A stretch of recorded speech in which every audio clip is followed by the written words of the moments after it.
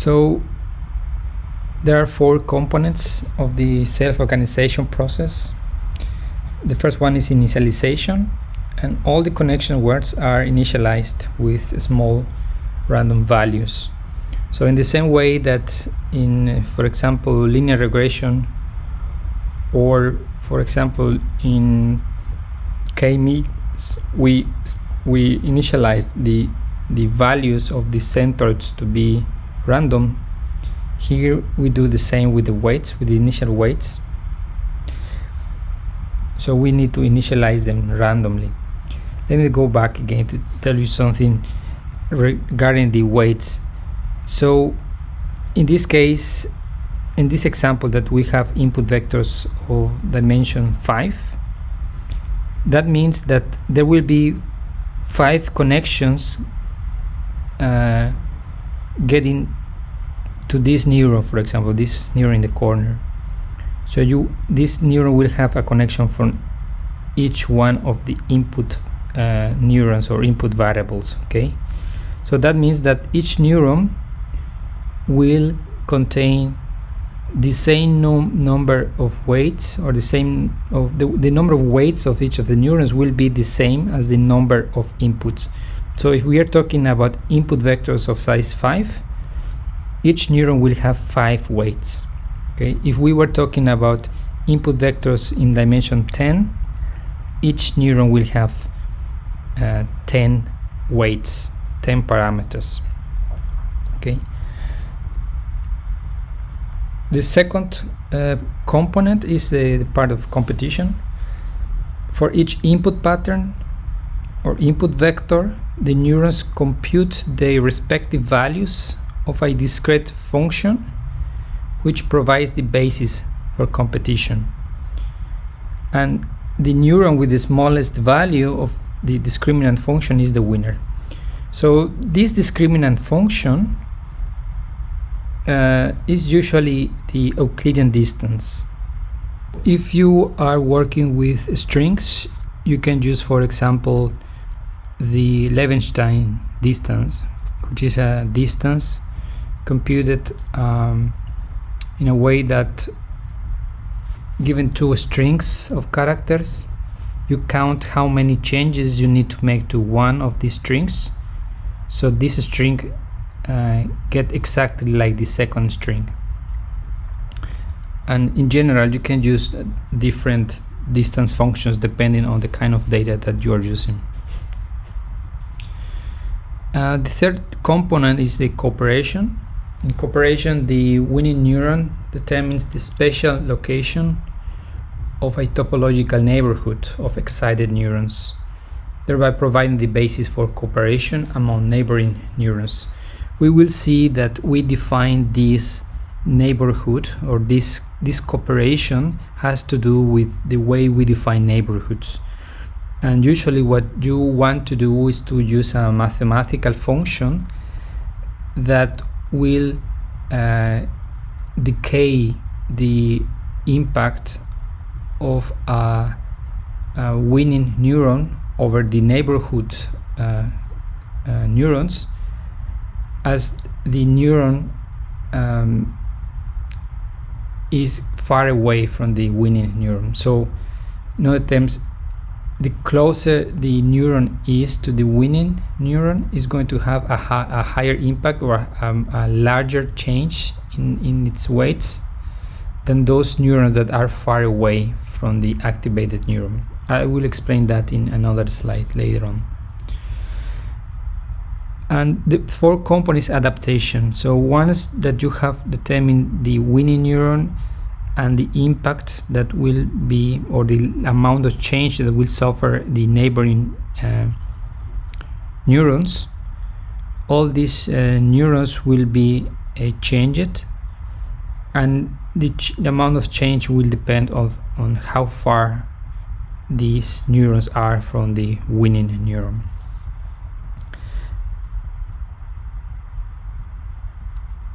So in the input space, if the input space is d-dimensional, so we're talking about input vectors of size d, we can write the input patterns as the set X that will contain this x with subindex I, and I will go from 1 to D.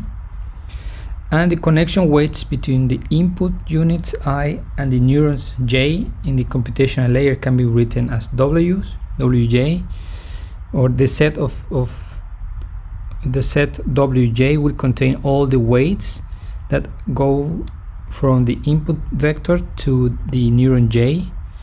And to make a reference to a specific weight, we will call this Wji, where J will go from 1 to N, where N is the total number of neurons, and I will go from 1 to D, the number of inputs. So we can define our discriminant function. As I said, the most common one is the Euclidean distance. So the Euclidean distance given an input vector will be computed simply like the sum of the square of the subtraction of the input vector xi and the corresponding weight going from the position I of the input vector to the neuron J. So you will need to sum and compute this, compute the sum of these square subtractions. So in other words, the neuron whose weight vector comes closest to the input vector is the most similar to it and is declared the winner. In this way, the continuous input space can be mapped to the discrete output space of neurons by a simple process of competition between neurons. In neurobiological studies, we find that there is lateral interaction within a set of excited neurons. When one neuron fires, its closest neighborhoods tend to get excited more than those further away. There is a topological neighborhood that decays with distance. So we want to reduce this neighborhood with the distance. So in the algorithm, we define a function which is an exponential. So we want to define a similar topological neighborhood for the neurons in our sum. Consider that Sij is the distance, the lateral distance between neurons I and J on the grid neurons. Then we take our topological neighborhood, this big T, of J, the neuron J, and the index of an winning neuron X to be the exponential of minus the square of the distance between the winning neuron J, between the neuron that you are computing and the winning neuron, and you will divide that by 2 times sigma square. We will see this sigma square, how you can give values to this sigma square. So you need to compute this S for every neuron in your neural network. You will compute the distance to the winning neuron, and this value that I'm calling now a distance is how much is going to change the weights of that neuron J depending on how far or how close it is to the winning neuron. So the effect of this function, this exponential, is that the value of T will be larger as the neuron is closer to the winning neuron. Here we are considering that this yellow neuron behind this is the winning neuron. So as you go away, you go farther away from the winning neuron, the t value, how the impact of being a closer neighborhood to the winning neuron is going to decay, is going to reduce. This blue color circles here represents the amount of change that each of the weights of the neurons are going to suffer, depending on how close to the winning neuron the other neurons are. This has several important properties. It is maximal at the winning neuron. It is symmetrical about that neuron.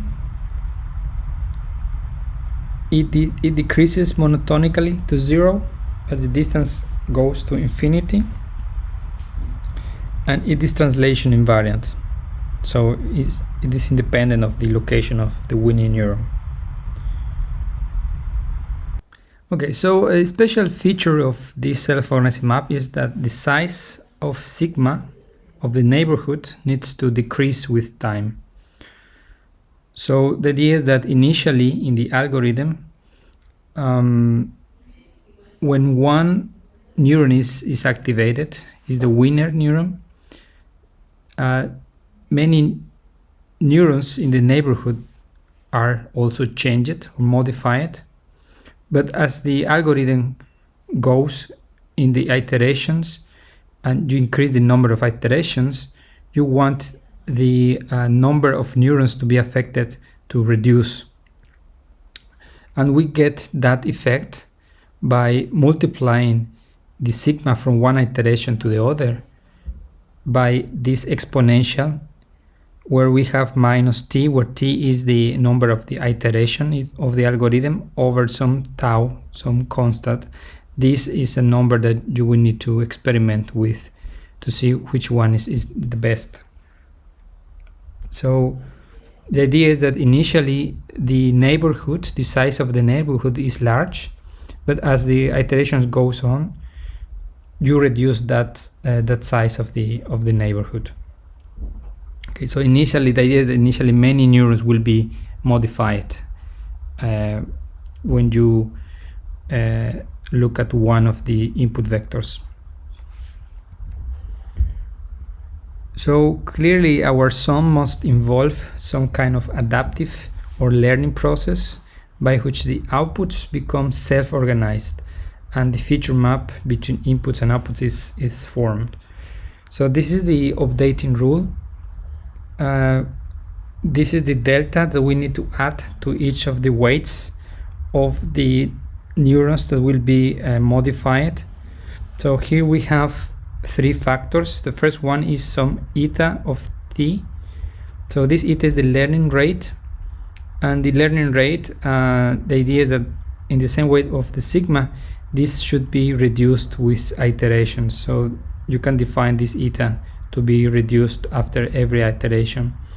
The second factor is t, which we defined before, and this is how much or how large is going to be the change in the weight. Okay, and this depends. This is a function of the distance from the neuron that you are going to modify to the neuron that is the winner neuron, represented here by this I of x. And the third factor is the subtraction from x, I, the input variable I, minus the weight that is connecting that input variable I to the neuron j.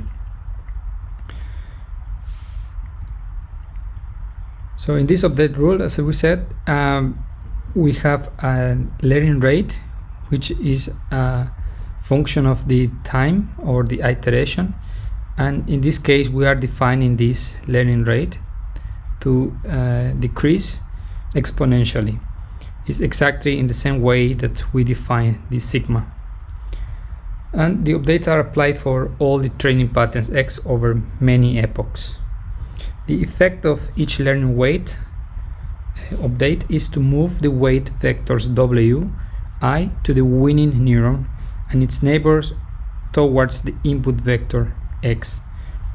repeated presentations of the training data leads to topological ordering.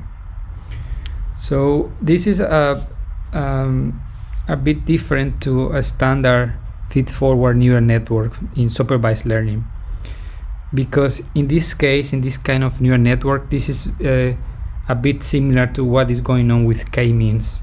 In this case, when you feed the network with one input vector, you need to find first the winning neuron, and that neuron is going to be modified in such a way to make it more similar to the input vector.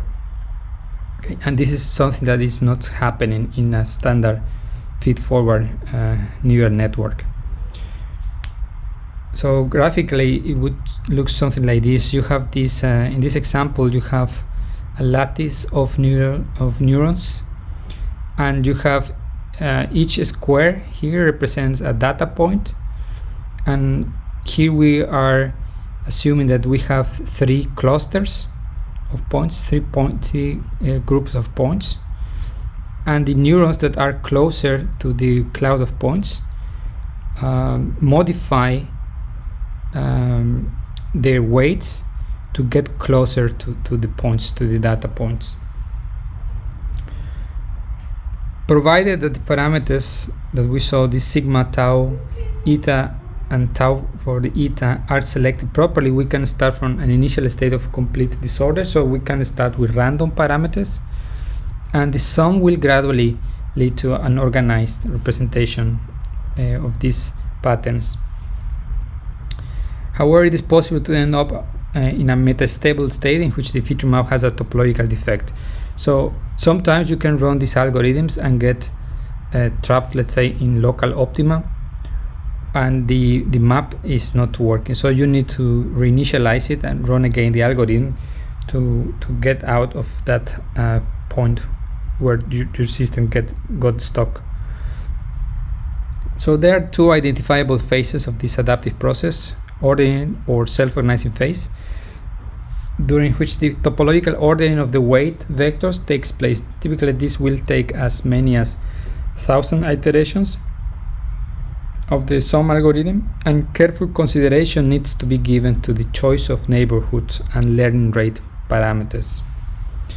So you will require around 1,000 iterations in a typical training of a self-organizing map.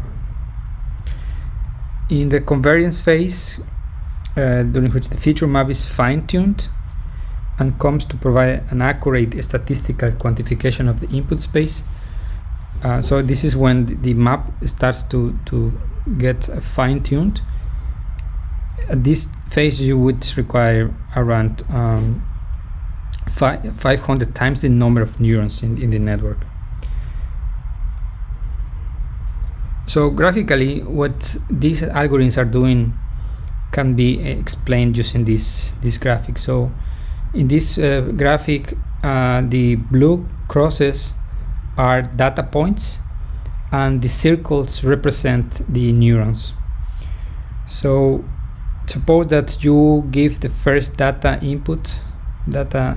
vector to the network. You compute the distance from this point to each of these 4 neurons, and in this case, this one that is depicted as a solid diamond is the closest one to the point, to the data point, and then the learning rule will modify the value of this neuron, and the change in the value is represented here with this red arrow.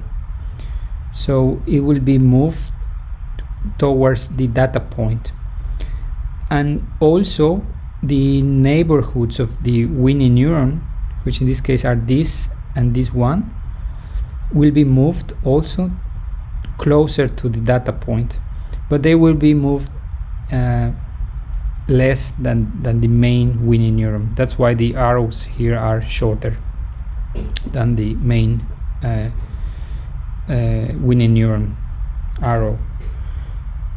So in another iteration, if you give as an input this point here, the winning neuron will be this one here. It will be moved to the data point, and also the neighborhood or the neighbor neuron. In this case, the neighborhoods are defined by these black lines. So this point, this neuron has only one neighbor, which is this one, and will be moved a bit towards the data point, the second data point. If you fit the next point, now the winning neuron is this one. It will be moved toward the data point, and the neighborhood is also going to be moved a bit.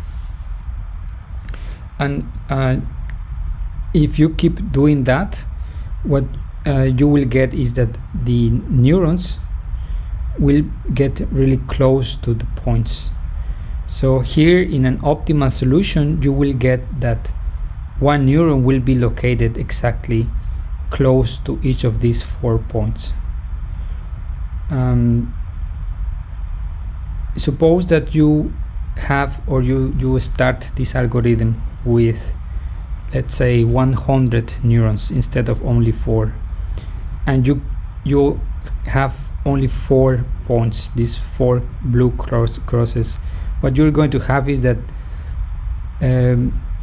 many neurons will get closer to only one point, so you will have clouds of neurons around each of these 4 points. So as you can see, to have too many neurons to represent one point is unnecessary. So it is important to run experiments depending on the number of data points that you have, to see what is the best number of neurons that you will require to learn the pattern in the data set. So in summary, the stages of this algorithm is first the initialization. You choose random values for the initial weights for every neuron. Then you in the sampling, you draw a sample training input vector from the input space, so you select one of the inputs in your data set. Next, you find the winning neuron, so you apply your distance metric to decide which neuron is the closest one to the input vector, to the current input vector. You call that I of x, the index of the winning neuron. Once you have identified the winning neuron, you update all the neurons' weights according to this learning rule, where you have some learning rate times the topographic position of the neuron times the difference between the input variable and the current weight that is connecting the input variable and that neuron.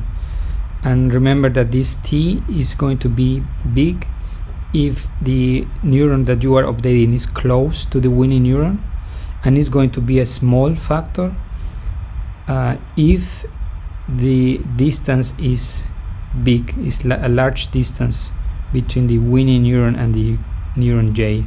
It can actually be become 0, so you don't modify at all the weight of that neuron if the neuron is very far away from the winning neuron.